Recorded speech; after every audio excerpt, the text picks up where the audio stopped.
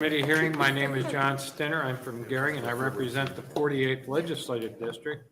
I serve as chair of this committee. I'd like to start off by having members do self-introductions, starting with Senator Erdman.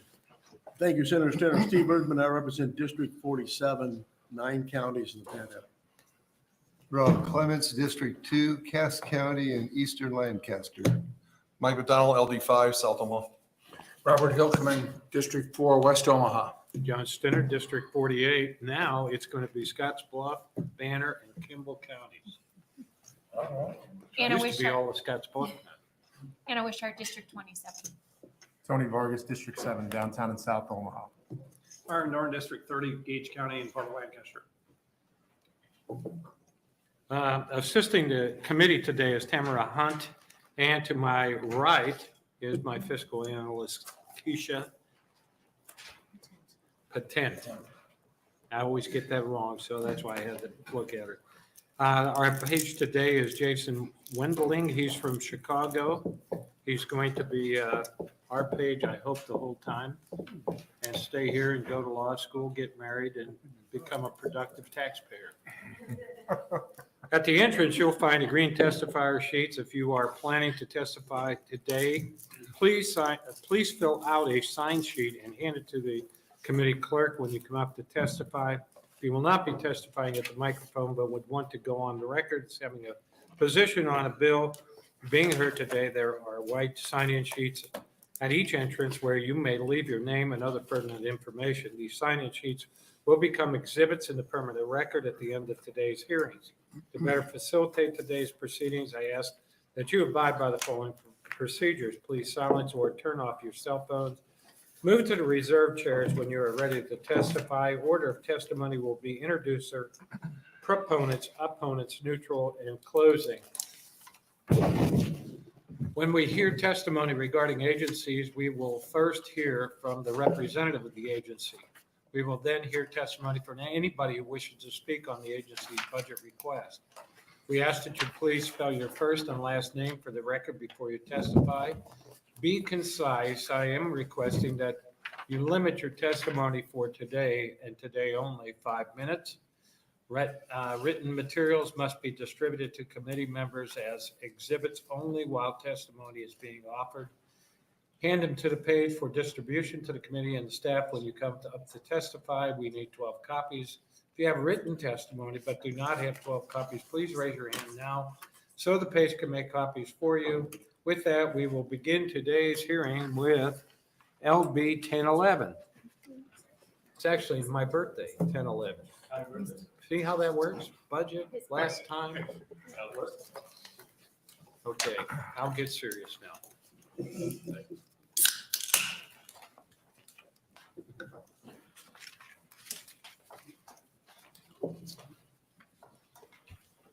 Ready to say?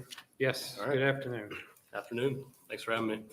Chairman Stinner and members of the Appropriations Committee, my name is Lee Will, Leewill, and I'm the State Budget Administrator for the Department of Administrative Services Budget Division. I'm appearing today on behalf of Governor Ricketts in support of LB 1011, 1012, and 1013. The recommendation comprised by these bills integrates the recommendations for the American Rescue Plan Act, or ARPA funds, articulated in LB 1014, and also includes funding to support significant tax relief in the state by addressing Social Security tax exemptions, individual and business tax relief, and an increased property tax incentive floor. These pieces of legislation comprise the governor's mid-biennial budget package to include adjustments to the currently enacted biennial budget. These contents have been summarized in the governor's mid-biennium budget adjustments 21-23 biennium publication dated January 13th, 2022, and are included on our website, das.nebraska.gov/budget. The state budget for the 21-23 biennium was enacted during the 21 legislative session, and since that time, the state collected $958 million more in general fund tax receipts than the certified forecast for FY21. This allowed for $533 million to be transferred to the cash reserve fund in July 21, while also allowing for the LB 1107 property tax incentive credit to reach $548 million in annual tax relief to Nebraska property owners. In November 21, the Nebraska Forecasting Advisory Board, or NEFAB meeting, indicated an anticipated increase in general fund tax receipts of $475 million in 22 and $428 million in 23. This provides for an estimate of $475 million to be transferred to the cash reserve fund, raising the balance to an estimated $1.5 billion in 23. The forecast board will meet again on February 28th to review current tax receipt forecasts for 22 and 23 prior to final consideration of mid-biennium budget adjustments by the legislature. The governor's recommendation contained in LB 1011 includes a $8.6 million net reduction in general fund appropriations in 22 and a $42.1 million net increase in general fund appropriations in 23. In addition, the recommendation includes a general fund reappropriation increase of $75.3 million to the Department of Health and Human Services. The bill also provides for transfers from the general fund for $500,000 in 22 and $196.7 million in 23. Included in part of these 23 transfers are $150 million for Star Wars projects, $40.7 million for the Nebraska Capital Construction Fund, and $5 million for the Peru levy. LB 1012 contains the governor's recommendation to provide for transfers or changes and the creation and use of certain funds to carry out recommendations provided for in LB 1011. LB 1013 contains transfers from the cash reserve fund, including transfers of $400 million to the Perkins County Canal Project Fund and $175 million to the Nebraska Capital Construction Fund, with $155 million for the replacement of the Nebraska State Penitentiary Facility and $20 million to finance mental health beds in the correctional system. The governor's recommendation includes significant investment in the Medicaid and child welfare aid programs, providing $121.8 million between ARPA and state general funds to respond to the needs of these programs. Also included is significant funding from both ARPA and state general funds to support the investment of increases in wages for state teammates, namely in 24/7 public health and safety fields, and investing $16.9 million in general funds for the state's crime lab.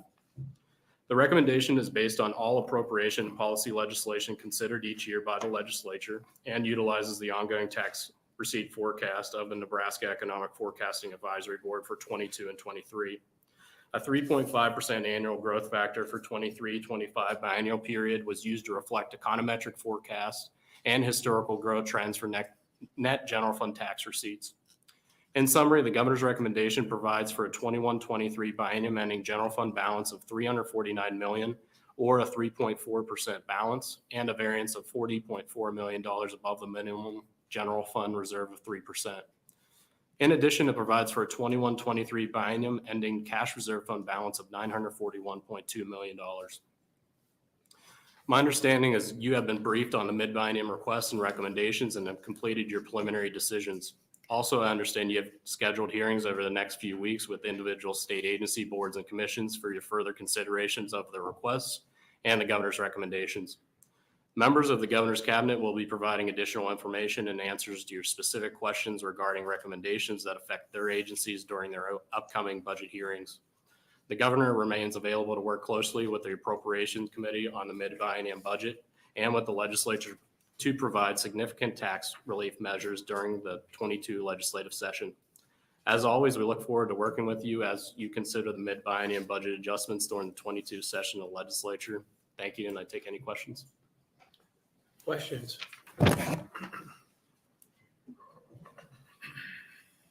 I see none, but I have a few. Sure. Have you've looked at the prepared study that we asked for? Well, actually, we asked for the useful life of the state pan. And in that, they actually gave us, this is what you can do on a rebuild, reback, make it like new, I think is how they explained it, at $230 million. And obviously, you've taken that estimate up by 40 million. Now that new replacement prison is 270 million. Correct. Any reconsideration of dollars that we would invest in one or the other? No, I don't think a reconsideration, obviously with supply chain and construction and materials and things, I think the construction industry and buildings are going up as a whole. I think we're seeing that with the 230 to 270. Now, I will say putting almost a similar amount of money into a 100-year facility that doesn't have the same sight lines and the technological improvements of a replacement facility, I think would be an unwise investment by the state. You know, when looking at that engineering study, it looked like they addressed sight lines and technology and all the rest of that, because they were basically just raising a lot of the structures. Certainly, the biggest part was the housing units, except for the one I think we just appropriated and just built some 3 years ago, which was minimum security. So they were going to do a redefinition of how the sight lines were done, technology, et cetera. Yeah, if I could, Senator, Director Frakes can obviously speak more towards the project. But putting $200 million or what have you into a facility that's over 100 years old, when you can have a brand new facility that's going to provide quality of care and programming to inmates and our state teammates, I think is critically important as compared to putting over $200 million. The extra 40 million, is that an engineering estimate? Yes. Okay. That's my belief. I'll get with Director Frakes and make sure that's the case, Senator. No mention in the report that I could see. The governor's emergency fund, we put 83 million in, we took 60 back, leaving you 23. Is there some accounting that I can go to find out what the balance is or what it's being used for? Yeah, I believe there's about $10 to $12 million in the governor's emergency cash fund. I believe the 1198 funds, I think you're referring to, Senator. Right. The $10 million to $12 million balance, and I'll follow up with you, is being utilized for hospital capacity, surge capacity issues, and closeout of the public health emergency. But I can give you, specifics on that. We're hedging also a little bit of money in that fund in the event that ARPA money didn't get out, April, May timeframe. So if we have to utilize funds, that's a particular area we can go to for COVID mitigation. Okay. You and I talked about this 61 million that the governor is now trying to get a Medicaid waiver so we can send out to nursing homes, DD, et cetera, for this 6 months that we're sitting in right now. And there is no request that I saw that they made. So tell me where that money was or is, or Sure. how could that all of a sudden just appear? Just 1 second, Senator. So the DD rates were actually financed within an existing DD grant that was provided to the Department of Health and Human Services outside of the state and local financing from ARPA. So Health and Human Services got an allocation of funds that can provide for the DD portion of this provider rate increase. The Medicaid portion, as long as the recommendation in your preliminary decisions hold firm, they believe Program 348 Medicaid has the existing funds to be able to support a 6-month increase in rates within the Medicaid program. So if I broke it down, this grant that the DD, that does not need a waiver, does it? No, the only one that I'm aware of that needs a waiver is CMS and Medicaid. Okay, so DD is out of the 61 million. Is there a breakdown that I can? Yes. And do you want total funds, or I could give you, so overall $61.2 million. The total amount of funding given to DD and total funds was $30.3 million. State funds, which were the ARPA funding of HHS's allocation, was $13.5 million. And then their federal funds match was $16.7 million. And this is where we discussed previously that you can actually use these funds to match this other federal source. So it is federal money, but it's technically a state grant because it already came into HHS. And then the assisted living per diem increase, that is $2.3 million in general funds and $4 million in federal funds. Nursing homes is $21.4 million with $7.8 million coming from general funds and $13.6 million coming from federal fund sources. And then the child welfare rate increases, which was the $25 and $50 rate for travel and family support rates, was $3.2 million with $2.8 million in general funds and $317,000 in federal funds. So it comprises around $61.2 million and then $10 million in general funds. I don't know if everybody's writing that I down can as get- fast. I can get- I would like a copy of that. That was very good. Thank you. At least clarifies that. On the DD grant side of things, let's just take that. You spent 30 million of it. How much is left? I believe that allocation was either 80 or 90 million, and I have to get with HHS to see what their other program needs are in relation to that grant. But they had, more than sufficient area in order to meet the $13 million. Okay. And then you referred to ARPA money. That isn't the $1 billion. It's a whole different ARPA Yes. concept. that Correct. went- And how many dollars was that ARPA money? to- Like outside of what went directly to HHS. I'd have to give you, Well, no, just what went directly to HHS. hundreds of millions of dollars. I can get you in the committee those Is all of decisions. that ARPA money now spent or no? All that ARPA money has been either in program or is currently being programmed. A vast majority of those funds are through existing programs. It's just an additional allocation or additional award through those programs. But I want to say about 10% can be utilized for things at your discretion. And a large part of that was that DD grant that I mentioned. Okay, so normal operating is, we make this allocation to Medicaid every year and it goes into this big pot.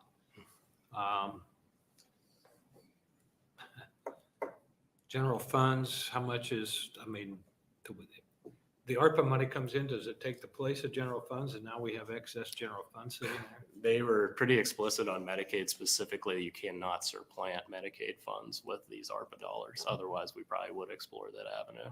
Hundreds of millions of dollars tells me that that's a lot of money that either should have gone out that we're hanging on Yes. to or has gone out. It has gone, vast majority, childcare stabilization grants are one, but We'll there's a make lot sure of we them. check on that. I will get you a handout, sir. Yes.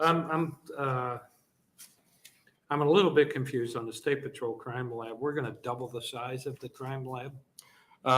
Yeah, well, yes, part of that is, I think right now we're operating under capacity. So you could speak to the colonel when he gets up, if you wouldn't mind. He has a little bit more project specifics on that, sir. That just left me a little bit flat-footed because in the time that I've been here, we allocated money or appropriated money for the crime lab. And now all of a sudden, the demand has outstripped what we were anticipating. So I just want to see what that looks like, what the growth is, so on and so forth. Yep. One of the things I talked about on the floor of the legislature the other day, and if as a business person, if a report is supposed to be out at a certain date and it isn't, I get concerned. Sure. When the report isn't issued on the date and they tell me that there's 100 items that are still outstanding, we got $7 billion of adjustments, and there's a qualified opinion on an agency that derives 93% of their dollars from the federal government, I get my hair on fire. Sure. And I haven't heard anything from that side of the house saying there's a sense of urgency about this. I don't know, we allocated or appropriated for 5 more state auditors because of what happened in DAS last year. Right. Now, I'm not sure what the legislature could do at this point, Yeah. but to say that we're incredibly unsatisfied, we need some answers. Sure. We need a report, and I don't want to have 2 qualified opinions in a row. I Right. mean, just think of yourself sitting in Washington, D.C., looking at 2 qualified opinions. What are these guys doing with the money? Right. And how are they managing on a monthly basis or a weekly basis? I mean, we all manage from numbers, don't we? This is just mind-boggling. You got money that comes in, you have to account for, put it in a checking account. I don't care. Right. The debits and credits then could flow to the various accounts. Write the checks out. Put it in a checking account. Put it in the right accounts. I mean, QuickBooks could do that for crying out loud. Sure. Then at the end, you take that and the cash basis, which is what we go on, and convert it to accrual basis. Yep. This isn't rocket science, but we can't get it right. Sure. I heard your speech on the floor, Senator, and I have to say that I agree with it. I mean, the thing is to have two qualified opinions and to have $8 billion as erroneous reporting, I agree that it has to be fixed. Director Jackson and State Accountant Phil Olson are working right now with a consultant as well that they brought in to try to clean up the books, if you will. Now, I'm going to provide a little bit of context. This isn't an excuse because I do think that they have to get the house in order. So to get the audit report, or I'm sorry, the ACFR in order and the annual financial report. But $5 billion of the $8 billion was from an erroneous report that was pulling property tax receipts as compared to state general funds. Now, again, I'm not excusing that, but that was one report that accounted for $5 billion out of $8 billion. The other thing is the state accounting system has stringent controls that a dollar will not go out without knowing. So it's not like the state lost money. And again, I'm not excusing this. Director Jackson will be up to talk about the mitigations that they've been put in place to try to, prevent this in the future. But yeah, I agree. It has to be improved and has to be improved quickly. Well, I'm going to contradict you on one thing. I Yeah. know the Department of Labor had fraud, and that's what it said Yeah. in the report. Sure. And I think the unemployment trust fund is going to have fraud. Every state in the nation, because of the amount of unemployment claims that we have, will have an abundance of fraud. Now, I can tell you in So Nebraska, every state in the union is going to have a modified opinion. Is that? I don't know if they'll have a modified opinion, but I could tell you there was rampant fraud within that program. I mean, just the amount of, if you look at any analysis on that program in any state, the unemployment trust fund was ripe for fraud just from the amount of expedited nature that you had to have the amount of claims that were coming in. I'm just going to say this. We as a committee depend on numbers, Sure. the quality of the numbers that we get. The idea that we've misclassified something doesn't settle with me at all. Great. Because what we look at is the numbers that are coming out of these agencies, that they have to be classified correctly, that we have to know where those dollars are going. We have to look at the appropriations that we've done. And then the question that I always have as a manager, how do you manage your agency if you don't know the numbers? Right. Or it isn't quality? I mean, this has gone way too far. Yeah. And to have somebody come in now to try to fix it, you should have fixed it last year. We tried to tell you to fix it last year. And I'm being unkind to you. I'm No, it's sorry about that, but I hope you carry that message. Yep. There isn't I don't think anybody on this committee that's real happy right now. Yeah, we understand the priority of it, sir, and we're going to get working on it. And Director Jackson will speak on it a little bit more for you. Okay, any additional questions? Senator Dorn. Thank you, Chairman Senator. Thank you for being here today. Thought of a question when he talked about the building of maybe a new state penitentiary. Has there been a decision made, assuming we build a new one, or if, whenever, what will happen to the current one? Or has there been a decision made as far as, yes, we're going to still maintain part of it, or is it going to all go by the wayside? Any thoughts or comments? Yeah, I think that's a frequent question that we kind of get with the replacement. And I think right now, first I'd have to ask Director Frakes that question. I think it'd be an appropriate question for him. We do see a lot of funding that would have to go into that facility in addition to this replacement. So again, it's trying to throw a lot of money into a dilapidated building, if you will, 100-year-old building. And my understanding is, and Director Frakes has more context, is you would essentially have to move that to more of a minimum security only because it's not retrofit for maximum security beds at this time. So We'll try and remember to bring our question up to Director Frakes. Thank you. thanks, Senator. Senator Wishart. Thank you for being here. Can you walk me through the conversations you had around the cash reserve? Sure. Being at that level, what the comfort level is at the administration in terms of the cash reserve, Sure. where you'd like to see and go with that in the future. We recognize with inflation that things are going to cost more. So what was once comfortable for a cash reserve, in Yeah. my mind, isn't anymore. Sure. I think that's one that I have trouble answering just a definitive dollar amount because I think it's all dependent upon economic factors, your government services, you have to provide the tax relief package that are coming out. So when I first came here about 5 years ago, the number was $500 million. Obviously in the governor's recommendation, there's $941 million. So it's about double what the governor was comfortable with, when he first came into office. And I think that's reflective of the economy, right? And the need for governmental services and tax relief. So you can maintain a healthy balance around 20% of, revenue, general fund revenue, while maintaining services and finance the things you want to do. So I think it's all dependent on economic factors on what you think that balance should be. But I can't disagree with you on inflation. Thank you. Additional question? Senator Urban? Thank you, Senator Stiller. Thank you for coming. Senator Stiller thoroughly explained our discontent with what has happened there. So we appropriated 5 more accountants for this year. So what reassurance do we have that it's going to be fixed for next year? Yeah, so the 5 position were the auditors within the auditor's office. The only assurance I can tell you, Senator Ehrman, is we're working with the agencies. We found within labor and other agencies where it was being misreported. So the only thing, Only used if you're under 5 years. in my opinion, the only thing you can kind of do is learn from the things that you experienced last year. And granted, the year before we were $27 billion or something like that in the same qualified opinion. So it has to get better. Your question last year is, what's the acceptable amount of funding to be off by? The answer is $0, and it remains that way. And I will talk to Director Jackson, and the governor is well aware of this issue, and we're going to mitigate it in the future. Because at this point, Sure. I'm not at all comfortable that we'll have a clean audit next year. I mean, we have no history to prove that this group that's doing that now can come with a clean audit. So somehow you have to convince us that we should continue to do what we've always done and expect different results. This is not working. Yeah, I think the only way we could do that is show a new senator. I think you have to make an assessment of the ranks, all the agencies Yeah. that have to come with a certain amount of reporting and make sure they have qualified people to do the appropriate things on the accounting side. I don't know what that looks like from a money side of things, but somebody needs to do an HR study of what this state looks like. Gotcha.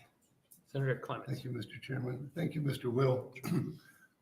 You're mentioning that using 3.5% for projecting the future budget items. Would you discuss why you picked that number? Sure.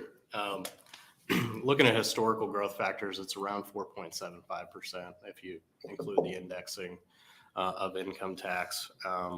We looked at the last couple years, saw a 19.6% increase, and part of that was the $275 million in deferred tax receipts. So that was a little bit of an aberration. Now, the one thing, 3.5% seemed like a conservative hedge, and looking at the econometric, which are the models from Moody's and IHS, it looked to lend hand to 3.5 to 4%. So I think we were a little conservative in looking at those models and putting it in for the out years. The other thing is this month alone, we're trending about $75 to $100 million up in general fund net tax receipts. That's in addition to the $75 million collected for the first 2 months. So it keeps coming in. Now, I do think at some time it's going to slow down, but in the LFO projections from fiscal year 23 to 24, it was an increase of only $11 million in general fund net tax receipts, and that's over a $5.5 billion base. So a very small amount that was anticipated in the projection by LFO. So we went with a number we felt that was fairly conservative, yet kind of reflective of where we're at today. Thank you. Sure. Any additional questions? Senator Hilkeman. Chairman, are we going to have an opportunity to address the situation like the Perkins Canal project again, or is this our one? You can ask both times. You can ask now. Okay. And actually, that's probably a little different place on the cash reserve is 1013. So we'll You want to wait till then? probably close and then open on those Okay. subject materials. But I do want to make a positive statement. I think everybody here understands something has to be done on the overcrowding situation, which might be a little bit different than just replacing. But there was a list of reports that we needed to have, and apparently we're not going to get the master facility plan until August. We also won't get the classification study that UNO is doing till, I think, June. So those are 2 very important pieces of the puzzle for us, because the classification then kind of then you start to project out what your facility needs are. The other thing that we don't have a real good handle on is what kind of reforms can we possibly do? What we have to do is lower that trajectory. Otherwise, we need to build double the size of prison that we're talking about. Do you see any acceleration of those reports, or how do we come down with a final decision without those reports? Sure. So I'll have to work with Director Franks to make sure he has given you the information that you need, even if it isn't a formal report, if you will, so you can make the best, decisions for the state.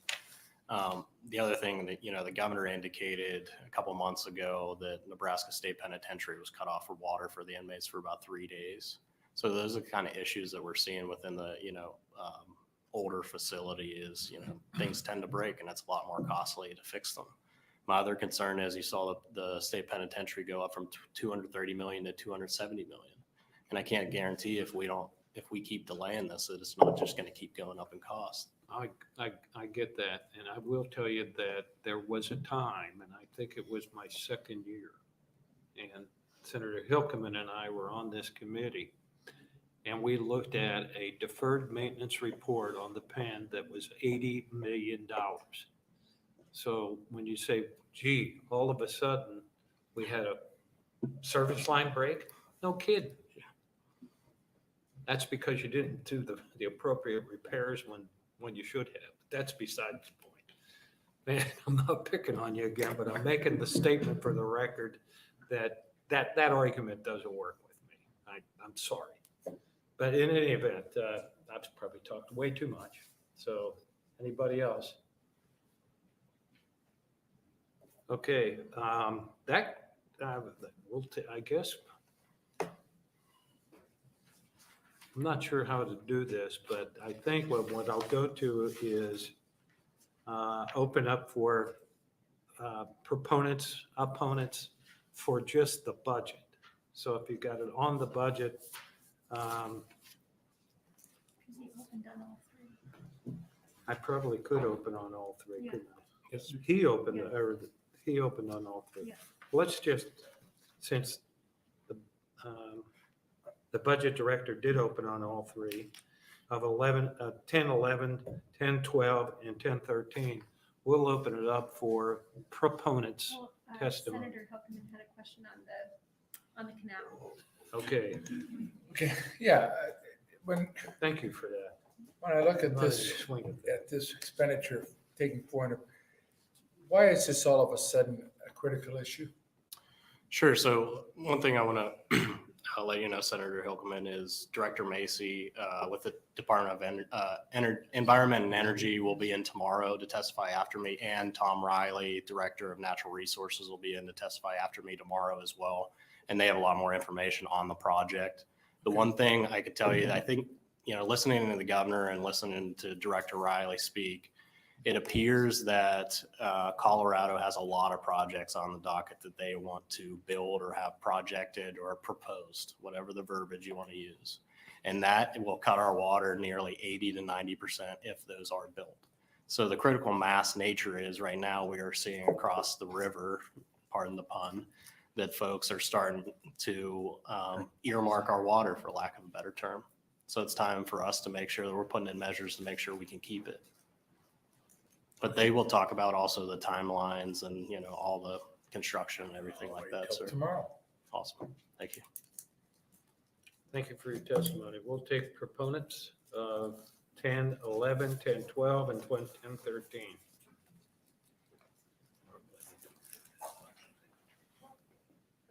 Yeah, I know.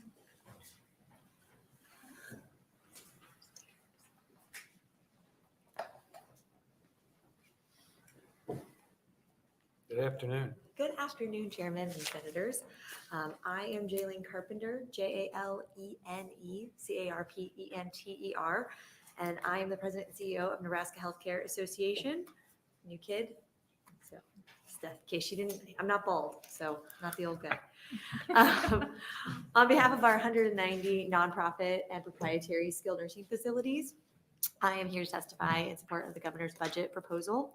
We want to thank Governor Ricketts for all of his support during the pandemic. He has understand the human impact and the financial impact that has really faced our facilities throughout. We appreciate the 2% proposed increase to the current provider rate in the biennium, but I have to tell you, it is simply not sufficient to address the crisis that's happening in our skilled nursing facilities today. Like many other businesses, skilled nursing facilities saw a large increase in costs during the pandemic, none greater than the cost of labor, and to be competitive in the labor market. And you all know this, nursing facilities cannot simply raise their prices to pass them on to consumers when 55% of Nebraskans in their care are reliant on Medicaid funding. We know we've been underfunded for a period of time. And so not able to cover the cost of care now has put us into not even able to compete in the labor market to attract and retain staff. Our state 24-hour run facilities were in a very similar situation early last year. The only difference is they were able to fund a large increase in their base wages. The situation for workforce in Nebraska, we all know, is in a difficult place. For skilled nursing facilities, it is quite frank dire. We had 4 facilities, skilled facilities, close last year. Last week, another facility announced that it would be closing. I spoke with every single one of these providers. Consistently, the message is, we do not have staff. We cannot compete to even attract staff. We can't even compete to get contract staff to come here. I look forward to talking with you all on LD 989 about some solutions that we want to put forward to try and address this crisis. And I appreciate your time, and I'd be happy to answer any questions. Thank you. Any questions? Senator Dorn. Thank you, Chairman Senator. Thank you for being here. About what is the total overall employee number with your facilities?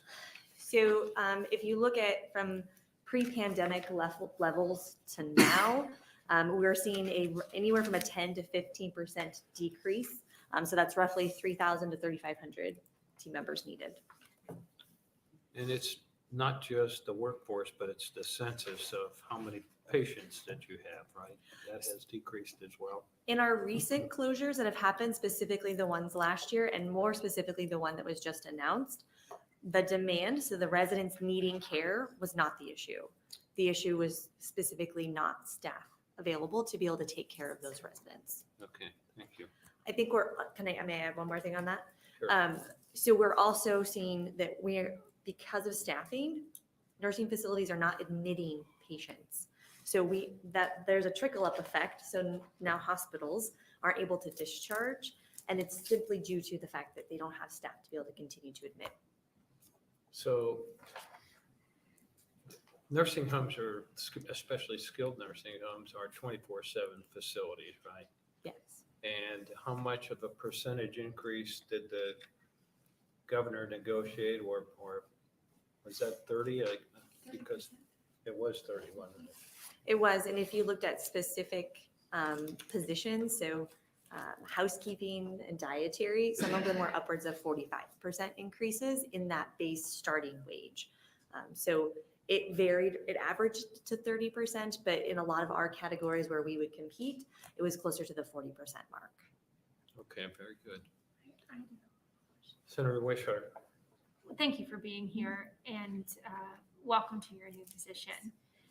You and I had a meeting over Zoom before session started, and one of the things we discussed was whether there was a way to create sort of an automatic system in which, when the state makes decisions internally about 24/7 care facilities, that automatically it's reflected that increase as well in those that we contract with, since it's the same services provided. Have you, since we had that conversation, done any research into that? Are there other states that are doing this, and just interested in your perspective on that? So we did do some research into that. It appeared that there was something similar done in Nebraska with DD provider rates. We didn't have any progress as far as like anybody else that has a direct tie to what you were talking about. And I can have Cindy from our office get you some more information on what we found out. And just to clarify, when the state made this decision to drastically increase the salaries for those that are working within the state system, is that when you saw a drastic decrease in loss of your staff from providers? So our largest decrease in our workforce came in summer of, let me make sure I say this correctly. It came this past summer. So we made it through almost 18 months of the pandemic before we really hit the cliff of losing a lot of staff. And I'm not going to say it's 100% directly correlated to just that, as far as like those rates increasing, because we are also seeing with agency contract labor, it is going to the highest bidder. And I will tell you, our nursing facilities are never the highest bidder as far as like being able to pay. So we began losing a lot to hospitals as well as to contract agency. And then again, I mean, you can't argue if somebody's paying that much more. Okay, any additional questions? The $20 per Medicaid patient per day, tell me about that. Is that a stopgap? Is it going to be helpful? Is that solve your problem? I'm never going to say it won't be helpful. Number one, it has not been approved, so we have not seen those dollars yet. And with the Omicron wave and what is happening with the number of facilities who are in outbreak status, those dollars are really solely being used for COVID response, which is what they were intended for. But when you have facility and outbreak, there's not just labor costs, there's PPE costs and so many other things that are in play. It is a step in the right direction to hopefully get us to this summer where we can be looking long-term. But it just drops off at the end of the fiscal year, 6/30/22, right? Yes, There's no other plan that you're aware of to, correct. okay, thank you. Any additional questions? Seeing none, thank you very much. Thank you.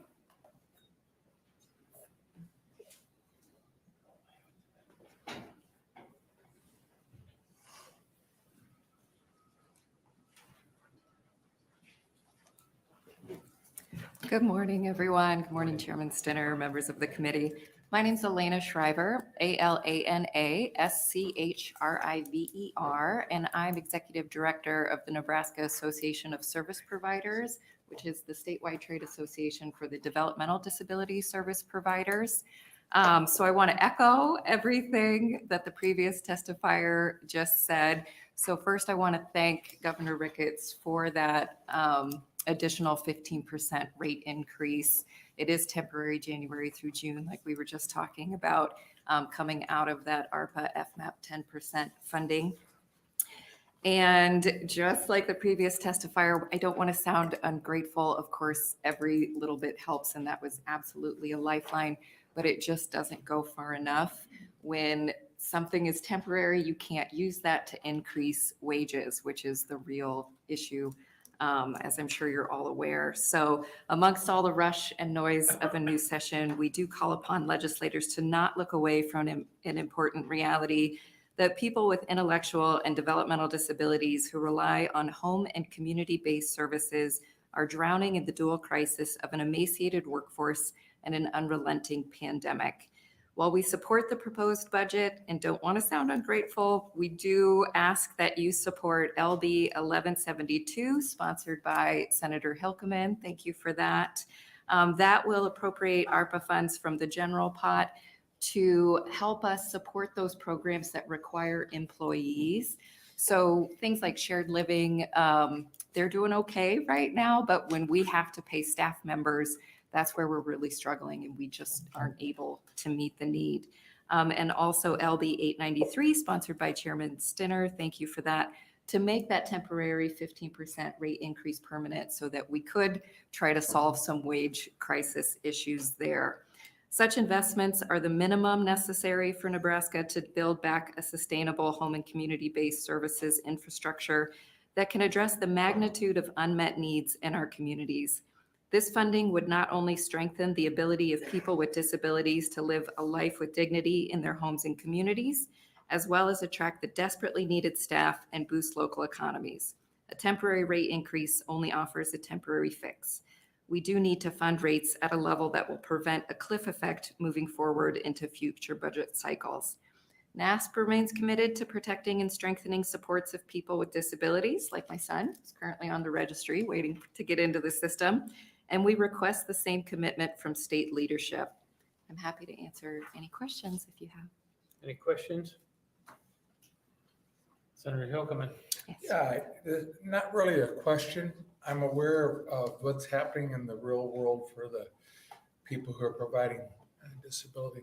Could you just tell the committee what, I was at your luncheon this Sure. noon, which was very eye-opening as far as what, could you just give a real quick summary to those that did not have that opportunity to be there? Sure. We are about 30% of the direct care workforce needed. We're about 30% short. And actually, that's from a survey we did in September. The situation's much worse now with the fresh wave of Omicron just decimating everything and coming out of the holidays, which is a hiring desert.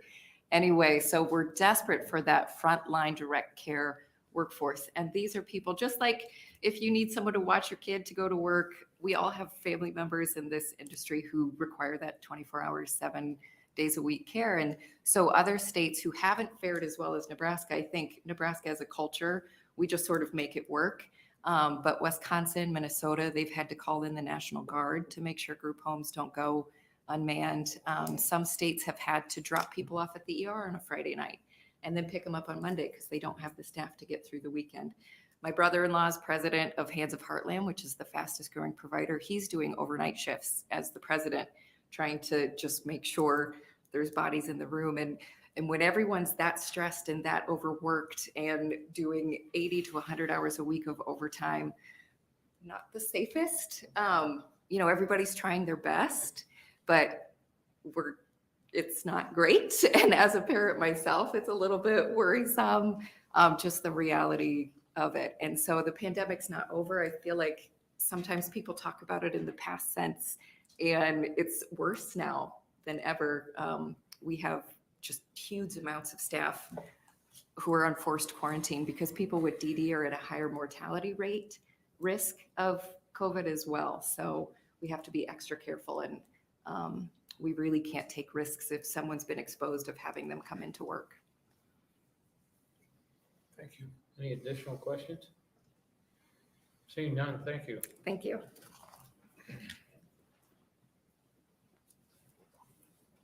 Any additional proponents?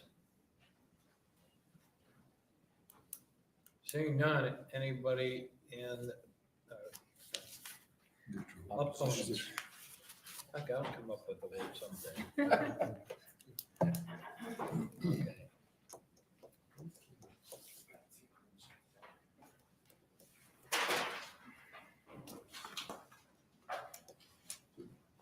Before I get started, Chairman Stinner, I've got 2 pieces of testimony on the budget and then on the cash reserve, so I'm just going to read them both. That would be fine. Okay, great. Thank you. Yeah, we've kind of combined those. Okay. All right. Good afternoon, Chairman Stinner and members of the Appropriations Committee. My name is Craig Beck. That's CraigBeck, and I'm the Senior Fiscal Analyst at Open Sky Policy Institute. We're here to testify in opposition today on LB 1011 because it relies on aggressive growth projections and uses federal funding for ongoing expenses that should be paid for from the general fund, while simultaneously leaning too heavily on the cash reserve in order to create the illusion that we can afford tax cuts and other big ticket items during what is potentially a fiscal bubble. Nebraska's economy is currently propped up by $21 billion from the federal government, which is about twice our state's total annual state and local tax collections. This aid, combined with other factors, means there is a potential that we are, in fact, in a fiscal bubble, as some experts believe. According to Lucy Daddion, a senior research associate with the Urban Brookings Tax Policy Center at the Urban Institute, the contributing factors are high revenues from a strong stock market, income shifted to 2021 from 2022 by taxpayers in anticipation of rate increases in both corporate and capital gains taxes, and increased sales tax receipts due to a recent shift by consumers buying more goods than services. The Legislative Fiscal Office projections better reflect this possibility, showing conservative revenue growth in the next biennium. The governor's budget does not, instead assuming 3.5% in each year. You can see from the chart that I handed out how the governor's projected growth outpaces LFO estimates in the out years. This optimistic growth creates a projected surplus nearly $400 million higher in the next biennium than what LFO projects. While not in LB 1011 specifically, the governor's budget includes nearly $613 million in tax cuts in fiscal years 23 through 25, of which nearly $550 million is in the following biennium alone. The revenue the governor's budget relies on to fund these cuts is not currently projected by the forecasting board and isn't enough to cover what's proposed. We're concerned a possible bubble combined with overly optimistic revenue growth as the basis for tax cuts could force future legislators to make tough decisions like cut services or raise taxes. The governor's budget also proposes using ARPA funding for ongoing spending that will grow more costly over time, squeezing our state's revenue. For example, the governor's budget proposes putting $25 million of ARPA money toward increasing provider rates in FY23. Our concerns with this proposed maneuver is utilizing one-time funds for what likely need to be an ongoing expense, thereby making the general fund look more flush than it actually is and making it harder to sustain our obligations when the ARPA funds dry up.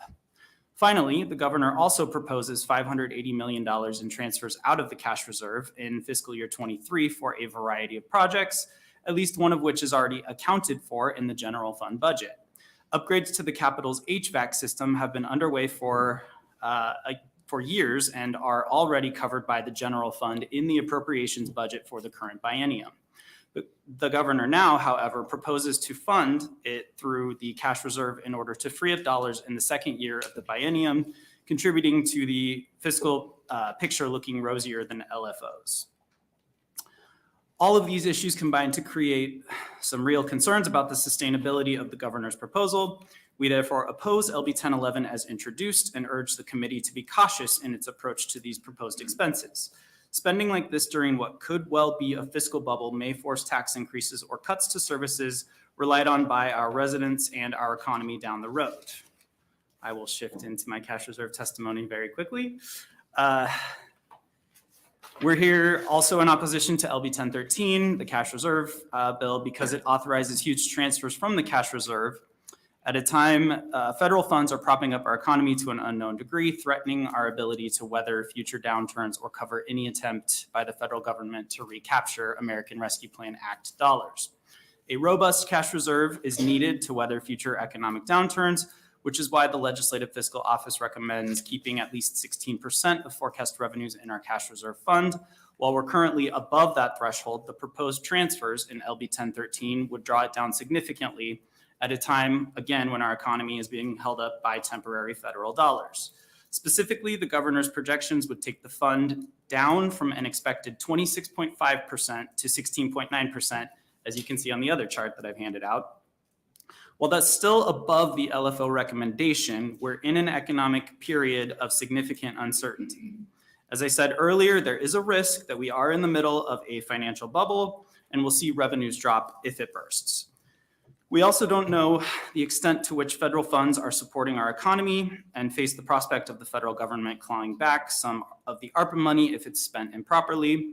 And having a higher than recommended cash reserve would certainly help smooth the recovery should any of these things happen.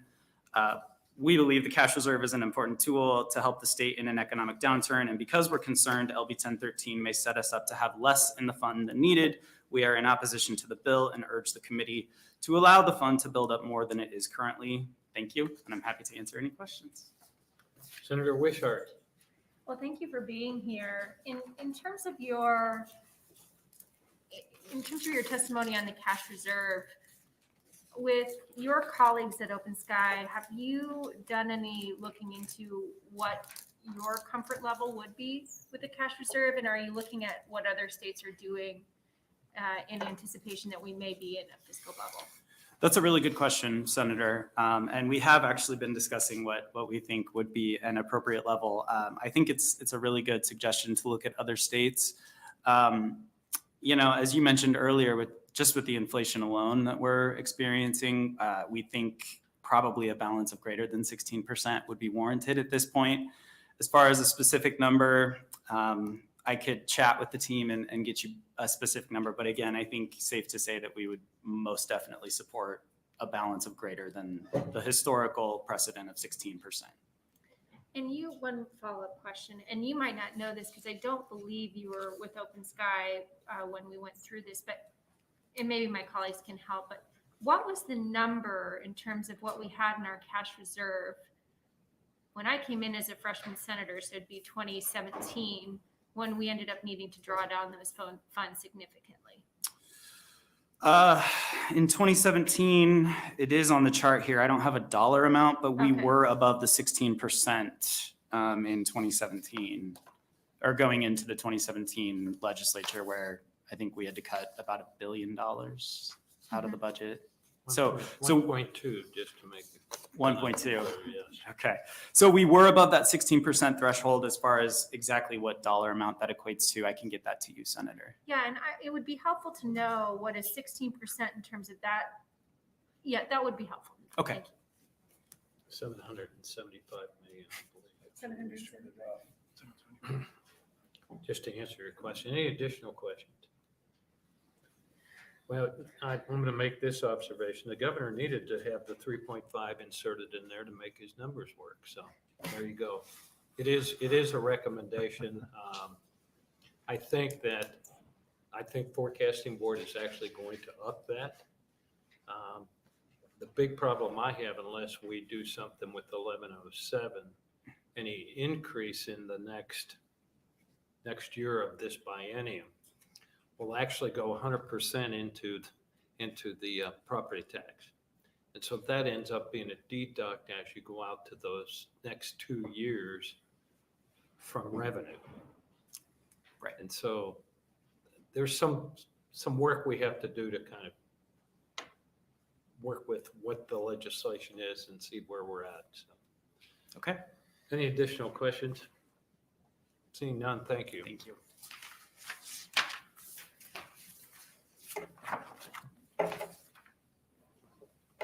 Any additional opponents?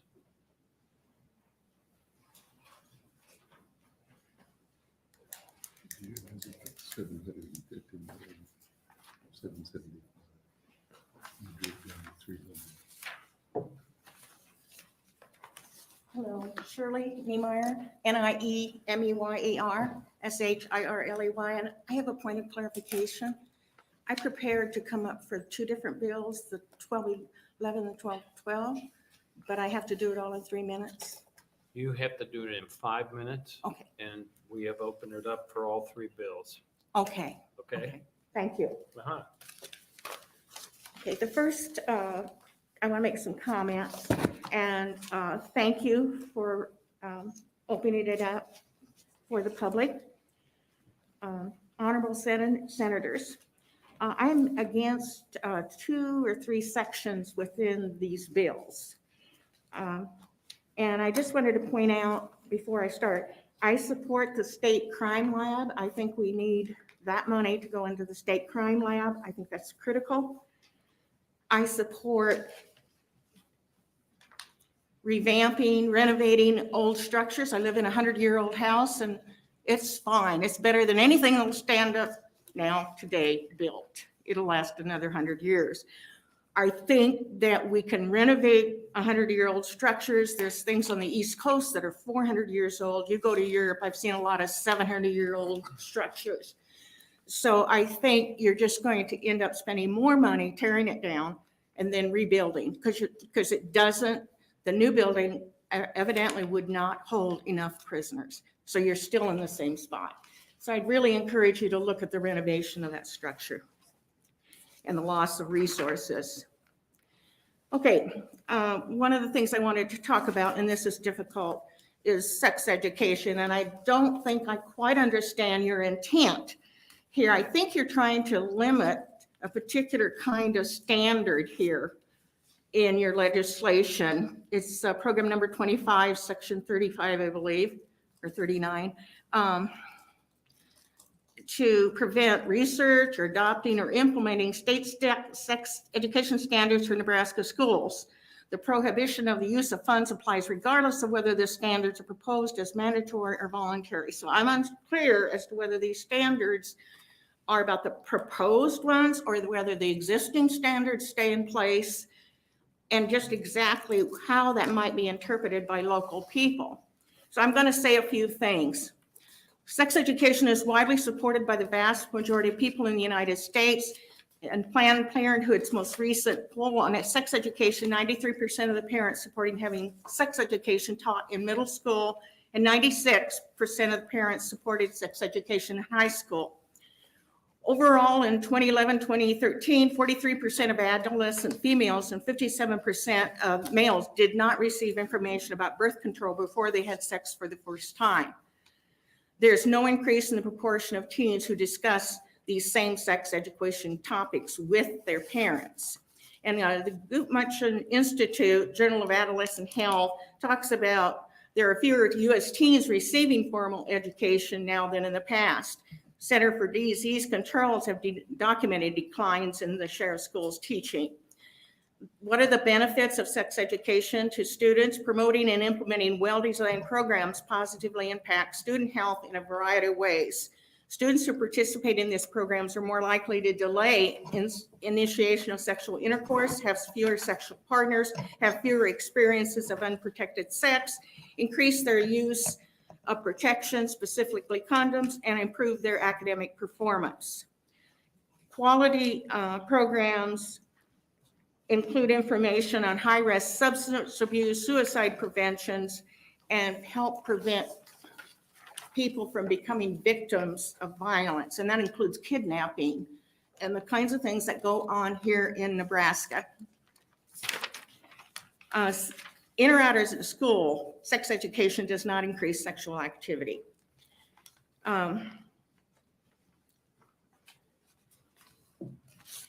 We're in a world where gender-based violence, gender inequality, early and unintended pregnancy, HIV, and other sexual transmitted infections still pose serious risks to their health and well-being.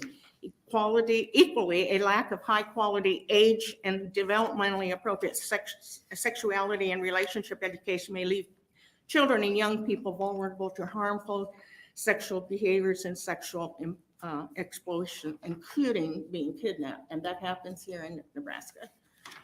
If you're going to pass a bill, I suggest you increase the funding for family living courses. And this includes home economics, family science, and so on, where they learn about navigating finances, and they learn about health and care of infants and the legal information about parental support, the developmental stages of children, safety, time management, and so on, so that children who are pregnant and teens have a better chance of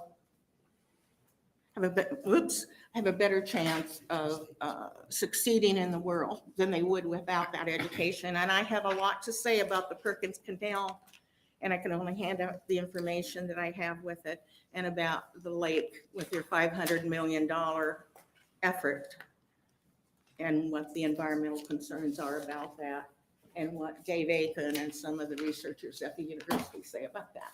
Thank you. So I will pass that out. And I thank you so much for listening to me. We do have a question, Senator Erdman. Senator, just a statement. I don't think she stated and spelled her name. I thought she did when she was sitting down, but Did if you you do could. it? Yeah, I'll state it, my name. And spell it. Tell it, okay, Shirley Niemeyer, Shirley Niemeyer, and I'm representing myself. Any additional questions? Senator Hilkeman. Yes. Mr. Mayor, you mentioned that you did not have an opportunity to tell us why you opposed the lake. Can you tell us a little bit about that? Yes, we don't know if it's going to happen. We don't know if and where it's going to be. But my concerns has to do with the research that I found from the Great Lakes, from other lakes, and the pollutants and the plasticizers and everything that goes in it, the herbicides, the pesticides, increasing salt levels. When you open up groundwater, if you look at the groundwater that's been opened up through the lakes, even around Ashland and all those lakes, I wouldn't swim in them now. And some people don't, because the pollutant levels happens every time you open up our groundwater, which means we have less ability to pull that out and drink it. And when you open it up and it's near the Platte, I got another point too, near the Platte, then when it floods, and we will see devastating floods again from the Platte. And we have land next to the Platte. It's a historic property, Lenoba Beach. And we saw that Platte raging through us, and it cost $500,000 to $1 million to repair that. We got no outside funds. And when you see the damage and you're thinking, okay, you have this lake here, well, that'll help. How will a lake next to the Platte River, when it floods, help stop the water? It's nothing, I don't think it helps with flooding downstream. And I understood, I was on the committee originally. We didn't talk about digging a lake before the Star Wars committee got formed. We didn't talk about that at all. We talked about other ways to help manage water, building small ponds and riparian areas and through grasslands and, you know, all sorts of things that you can do, and through helping people reduce their water use. But when you open that up and it's going to flood, it can't absorb into the ground because the ground's not there. And as I see it, if you're going to build some houses around it, that's in the floodplain. You're going to have to berm it up. How high? And how far away from the Platte River will those berms be? 500 feet? You've all driven over the interstate and seen the Platte River there, I'm sure. I have.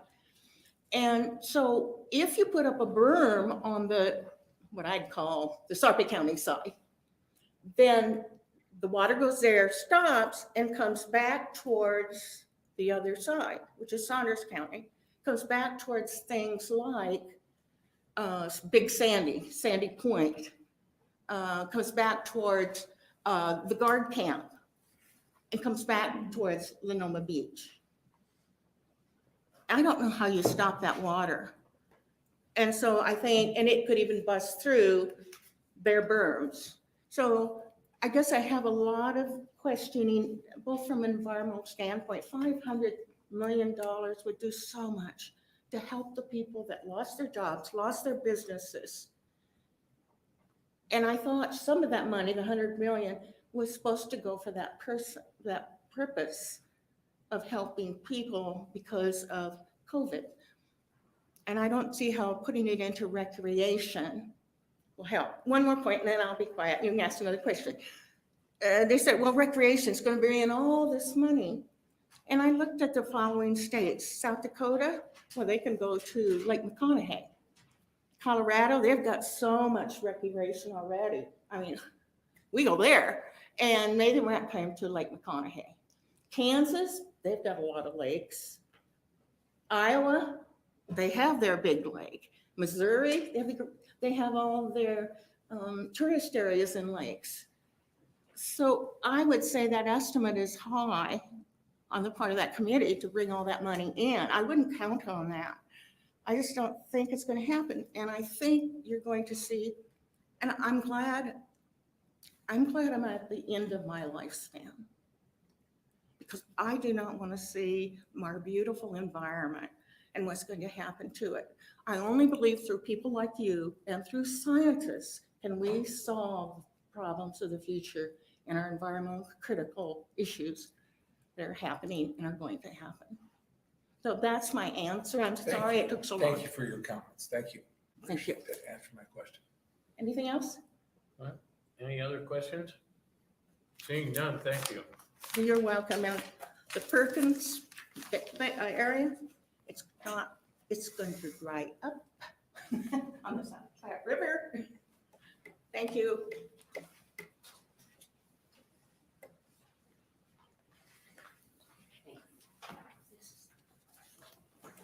Hello, good afternoon. My name is afternoon. Danielle Conrad. It's Danielle Conrad, Conrad. I'm here today on behalf of the ACLU of Nebraska. So little challenging to know. I know it's always a little art and science to know exactly how to come in on these committee statements, but with the governor's budget package as a whole, no doubt there are some good things there that we can find some common ground to help move the state forward. But am coming in instead of the neutral in the opponent capacity, first to sound a global note and then more specifically. But first of all, I think it's important to look at the governor's package overall, the governor's budget proposal, including the utilization of COVID relief funds. And I think that our general concern, our most significant concern from the ACLU's perspective, is that the governor's budget proposal is misguided. It's focused on prisons, it's focused on politics, it's focused on pet projects, and it may be shored up by suspect fiscal projections. I think what the governor's budget proposal is light on is people, is equity, is ensuring that we are utilizing these historic opportunities to make a positive difference to move our state forward and to provide particular support for those that were most impacted by the pandemic. And you can look at the statistics to see exactly who that was: frontline workers, people of color, women, people who living with disabilities, et cetera. And I think that we definitely can and should do more to improve our approach to the utilization of our budgetary resources right here as state dollars in Nebraska and through the COVID relief funds that are available under the federal programs.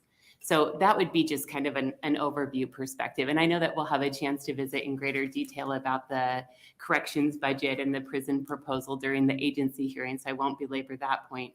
But I do want to note that it really should be a red flag for this committee, that here we are with yet another change in narrative about what has been termed one of the most historic and largest earmarks in Nebraska state history, and we still don't have a plan. We have a changing narrative, we have ballooning costs, and we still don't have a plan. We still don't know exactly what the governor's proposal is to address corrections writ large. The master plan that you asked the administration to complete has not been completed. The classification study that you asked the administration to complete has not been completed. And we can't get a straight answer, even from the governor's budget director, who has a tough job, about what the plan is that Senator Dorn asked very clearly. First, it was we're going to have a private-public partnership. Then it was we're going to have a massive new prison. Then it's we're going to replace NSP because it's old and it's in need of repairs. Well, are you also going to close NSP? Well, we don't know, and we're not going to tell you, or we'll take that up later. That is shocking for a small budgetary request to have that kind of dialogue emanate from the executive branch. But on this, one of the state's most largest, complex, and significant earmarks, to not have those basic outlines clearly understood by all stakeholders so that we can have a thoughtful and honest debate about the impact of that proposal and how it impacts all the other issues before the state, that really is shocking and should raise many, many red flags. A project of that magnitude has to be handled in a collaborative sense and in a collaborative spirit with the legislative branch. And we urge you to utilize all skepticism and due diligence before deciding to commit those funds. The committee was very thoughtful in utilizing a pause button, so to speak, on carving out some funds to address public safety and prison overcrowding, but not committing them until we have a clear, well thought out plan. And we'll be happy to work with the committee and other stakeholders to continue that dialogue through this session. Happy to answer any questions. Any questions? Seeing none. Thank you so much.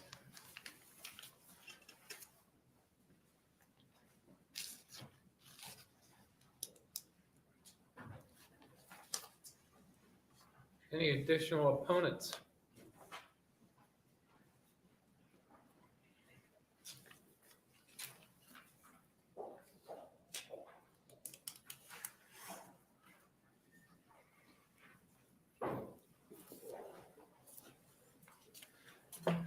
Good afternoon, Senator Afternoon. Stener, members of the committee.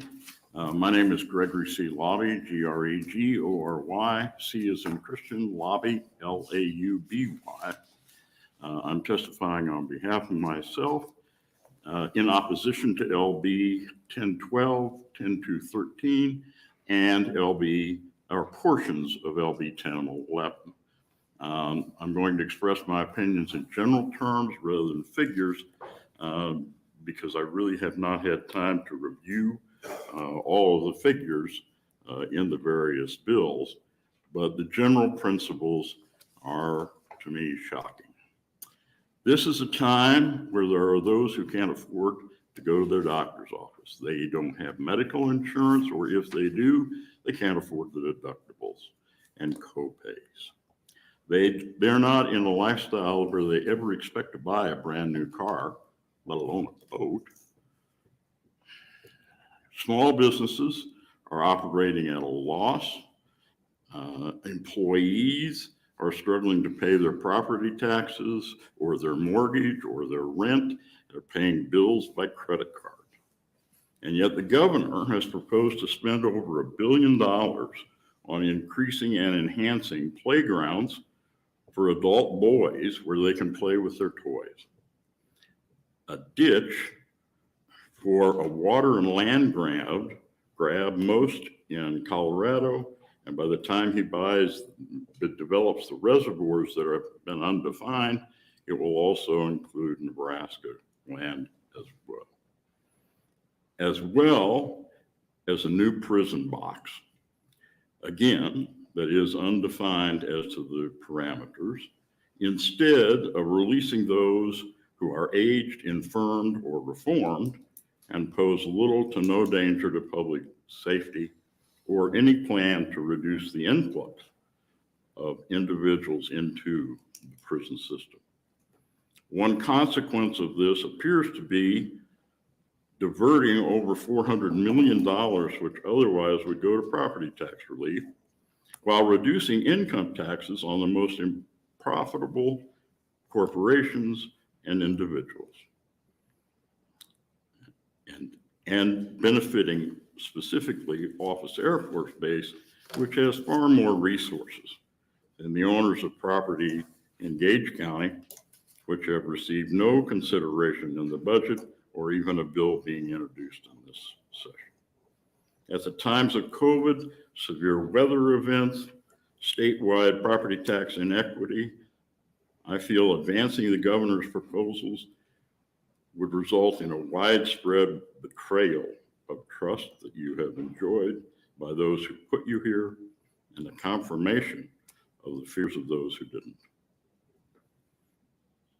If there are no questions, I appreciate your attention and I thank you. Is there questions? Seeing none, thank you. Thank you.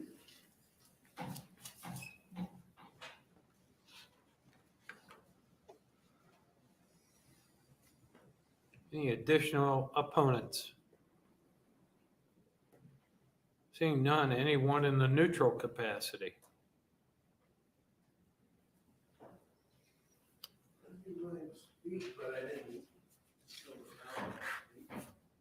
You certainly are welcome to come out.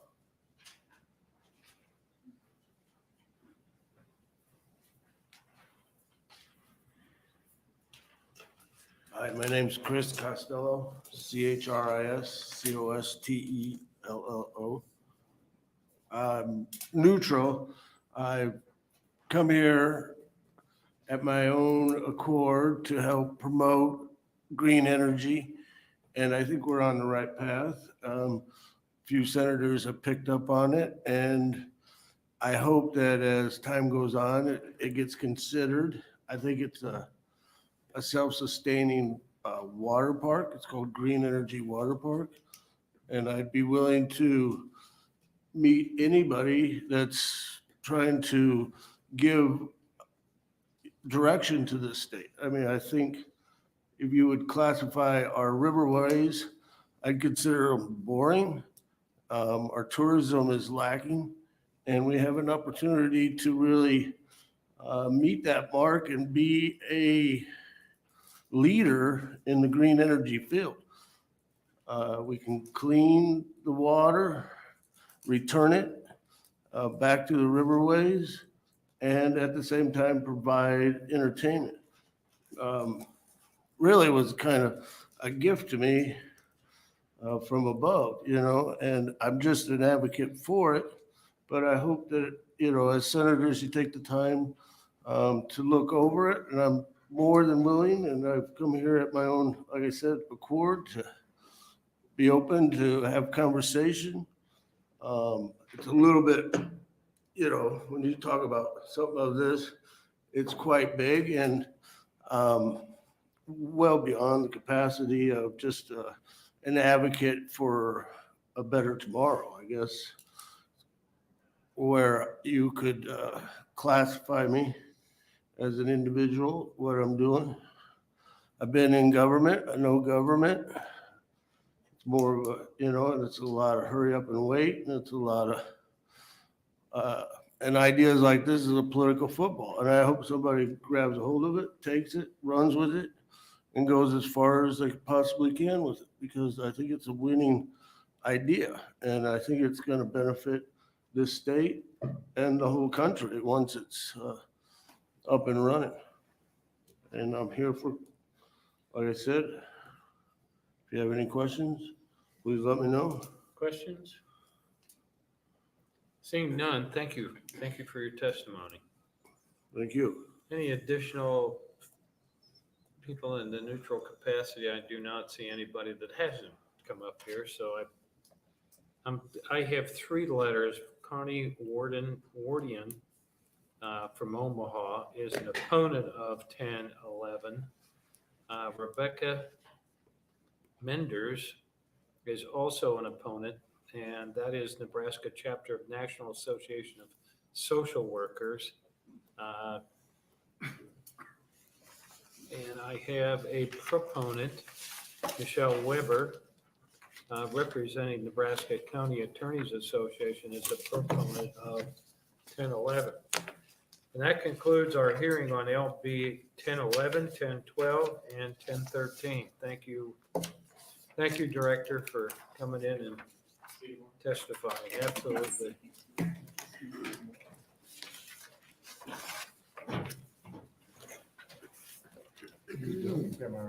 We are concluded, yes. We're back to